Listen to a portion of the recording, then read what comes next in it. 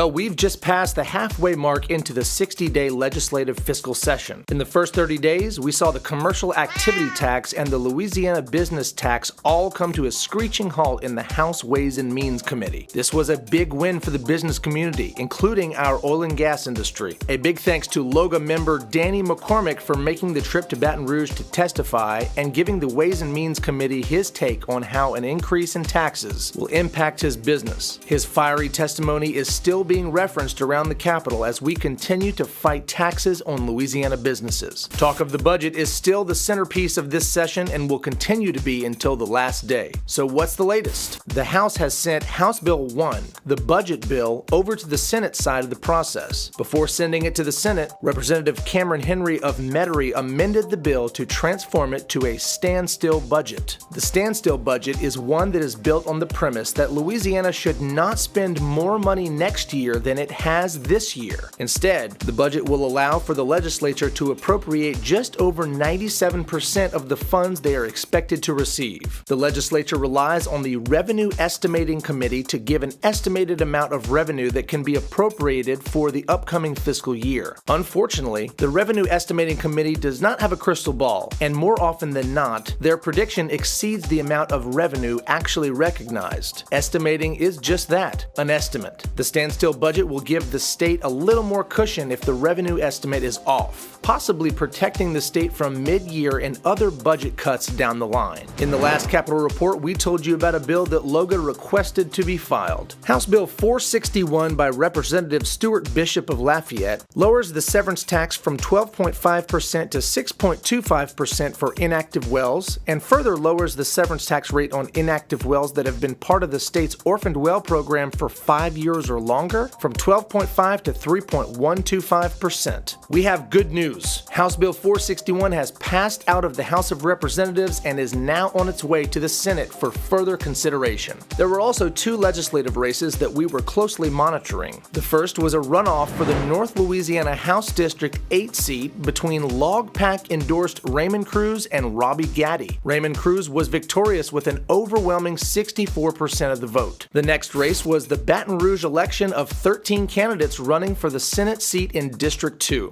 As was expected, we're headed for a runoff between current State Representative Ed Price from Gonzales and Warren Harang, a sugarcane farmer from Donaldsonville. Stay tuned as we look ahead into the second half of the 2017 regular legislative session. Till next time, this is Ben Broussard with the LOGA Capitol Report.